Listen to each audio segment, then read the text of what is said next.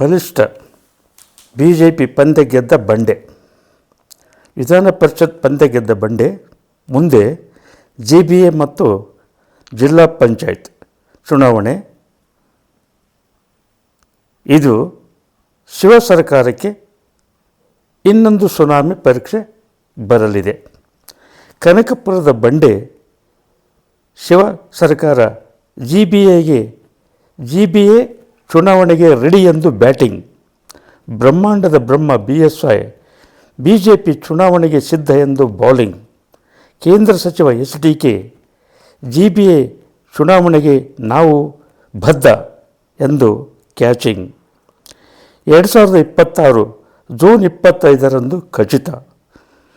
ಸರ್ಕಾರಕ್ಕೆ ಸುನಾಮಿ ಸತ್ವ ಪರೀಕ್ಷೆ ಸಂಭವ. ಮುಖ್ಯಮಂತ್ರಿ ಶಿವಕುಮಾರ್ ಆದ ಮೇಲೆ ಅನೇಕ ಸವಾಲುಗಳನ್ನು ಎದುರಿಸಬೇಕಾಯಿತು. ಮೊದಲನೇ ಸವಾಲು ಸಚಿವ ಸಂಪುಟದ ರಚನೆ. ಸಚಿವ ಸಂಪುಟದ ರಚನೆಯಲ್ಲಿ ಹಲವಾರು ಹಿರಿಯ ಶಾಸಕರು, ಮೇಲಾಗಿ ಬೆಂಗಳೂರು ಶಾಸಕರು ಸಚಿವರಾದ ಮೇಲೆ ಸಚಿವ ಸ್ಥಾನಕ್ಕೆ ಮೊದಲು ಹೋರಾಟ ನಡೆಸಿದರು. ನಂತರ ಸಚಿವರಾದ ಮೇಲೆ ಖಾತೆಗಳಿಗೆ ಬಂಡಾಯ ಸಾರಿದರು. ರಾಮಲಿಂಗಾರೆಡ್ಡಿ, ಜಾರ್ಜ್, KH ಮುನಿಯಪ್ಪ, ಕೃಷ್ಣೇಗೌಡ ಇವರೆಲ್ಲರೂ ಅಸಮಾಧಾನ ವ್ಯಕ್ತಪಡಿಸಿದ್ದನ್ನು ಇವರು ಮುಖ್ಯಮಂತ್ರಿ ಶಿವಕುಮಾರ್ ಅವರು ಸರಿಪಡಿಸಿ ಮುಂದೆ ವಿಧಾನ ಪರಿಷತ್ ಚುನಾವಣೆಗೆ ರೆಡಿಯಾಗಿ ಇದೊಂದು ಸವಾಲನ್ನು ಸರಿಯಾಗಿ ಎದುರಿಸಿ ರಾಜ್ಯದ ಜನತೆಯನ್ನು ಬೆಚ್ಚಿ ಬೀಳಿಸಿದರು. ಉದಾಹರಣೆ ಹೇಳಬೇಕಂದ್ರೆ ವಿಧಾನ ಪರಿಷತ್ ಚುನಾವಣೆಗೆ 4 ಅಭ್ಯರ್ಥಿಗಳು ಗೆಲ್ಲಬೇಕಾಗಿತ್ತು. ಇತ್ತ BJP 2 ಅಭ್ಯರ್ಥಿ ಗೆಲ್ಲಬೇಕಾಗಿತ್ತು. 7ನೇ ಅಭ್ಯರ್ಥಿ ಅವಶ್ಯಕತೆ ಇರಲಿಲ್ಲ. ಆದರೆ ಹಠಬಿಡದ ಚಲದಂಕ ಮಲ್ಲ ಬಂಡೆ ಇನ್ನೊಂದು ಅಭ್ಯರ್ಥಿಯನ್ನು ನಿಲ್ಲಿಸಿ ಕಾಂಗ್ರೆಸ್ ಹೈಕಮಾಂಡನ್ನು, BJP ಹೈಕಮಾಂಡನ್ನು, ರಾಜ್ಯದ ಜನತೆಯನ್ನು, ಎಲ್ಲ ಶಾಸಕರನ್ನು ದಂಗುಬಡಿಸಿದರು. ಆದರೆ ಏರುಪೇರಿನ ಗದಾಯುದ್ಧದಲ್ಲಿ ಕಾಂಗ್ರೆಸ್ ಅಭ್ಯರ್ಥಿ ಹರಿಪ್ರಸಾದ್ 30 ಮತಗಳಿಂದ, ಮೋಹನ್ 29 ಮತಗಳಿಂದ, ವಿನಯ ಕಾರ್ತಿಕ್ 32 ಮತಗಳಿಂದ, ಶಿವಣ್ಣ 30 ಮತಗಳಿಂದ, ಕಮಕನೂರ್ 30 ಮತಗಳಿಂದ, BJP ಲಿಂಗರಾಜ್ 27 ಮತಗಳಿಂದ, ರಘು ಕೌಟಿಲ್ಯ 29 ಮತಗಳಿಂದ ಗೆದ್ದು ಕರ್ನಾಟಕ ವಿಧಾನ ಪರಿಷತ್ವನ್ನು ಪ್ರವೇಶ ಮಾಡಿದ್ದಾರೆ. ಇದು ನಂತರ ಚುನಾವಣೆಯ ಫಲಿತಾಂಶ ಬಂದ ನಂತರ ಮುಖ್ಯಮಂತ್ರಿಗಳು ಪತ್ರಿಕಾಗೋಷ್ಠಿ ನಡೆಸಿ BJPಯಲ್ಲಿ ಏನು ನಡೆಯುತ್ತದೆ, JDSನಲ್ಲಿ ಏನು ನಡೆಯುತ್ತದೆ ಎಂಬುದು ನನಗೆ ಗೊತ್ತಿಲ್ಲ ಎಂದು ಪ್ರತಿಕ್ರಿಯೆ ನೀಡಿದ್ದು ಒಂದು ವಿಶೇಷ ಸಂಗತಿ.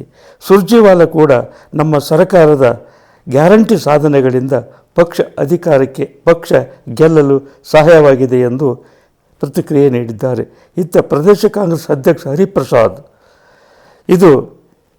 ಈ ಫಲಿತಾಂಶ 2028 ಚುನಾವಣೆಗೆ ದಿಕ್ಸೂಚಿ ಎಂದು ಹರಿಪ್ರಸಾದ್ ಹೇಳಿಕೆ ನೀಡಿದ್ದಾರೆ. ನಮ್ಮ ನಿರೀಕ್ಷೆಗಿಂತ ಹೆಚ್ಚು ಮತಗಳು ಬಂದಿವೆ ಎಂದು ವಿನಯ ಕಾರ್ತಿಕ್ ಇವರು ಪ್ರತಿಕ್ರಿಯೆ ನೀಡಿದರು. ಇತ್ತ ಇನ್ನೊಂದು ವಿಶೇಷ ಅಂದರೆ ಶಿವ ಸರ್ಕಾರದಲ್ಲಿ ಯಾರು ಊಹಿಸಲಾರದ ಘಟನೆಗಳು ನಡೆದವು. ಏಕೆಂದರೆ ಸಚಿವ ಸ್ಥಾನ ಸಿಗದ ಅಭ್ಯರ್ಥಿಗಳು, ಶಾಸಕರು ಅಡ್ಡ ಮತದಾನ ಮಾಡುತ್ತಾರೆ ಎಂದು ಬಯಸಿದ್ದರು. ಬಯಕೆ ಈಡೇರಲಿಲ್ಲ, ಬಯಕೆಗೆ ಭಂಗವಾಯಿತು.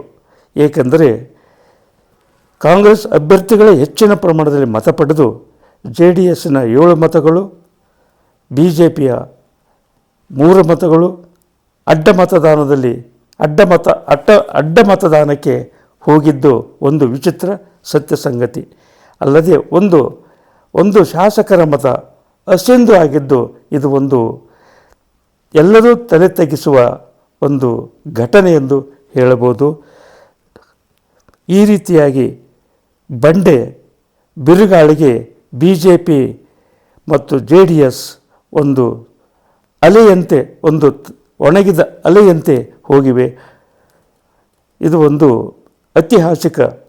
ರಾಜ್ಯದ ಇತಿಹಾಸದ ಐತಿಹಾಸಿಕ ಘಟನೆ ಎಂದು ಕೆಲವರು ಚರ್ಚೆ ನಡೆಸಿದ್ದಾರೆ. ಈಗ GBA ಚುನಾವಣೆಗೆ ಮತ್ತು ಜಿಲ್ಲಾ ಪಂಚಾಯತ್ ಚುನಾವಣೆಗೆ ವಿರೋಧ ಪಕ್ಷಗಳು ಯಾವ ರೀತಿಯ ಕಾರ್ಯತಂತ್ರ ಮಾಡುತ್ತವೆ ಎಂಬುದು ಜನತೆಯ ಚರ್ಚೆಯಾಗಿದೆ. ಜೈ ಹಿಂದ್, ಜೈ ಕರ್ನಾಟಕ. NG ಕಾರಟಗಿ, ಹಿರಿಯ ಪತ್ರಕರ್ತರು, ಬೆಂಗಳೂರು.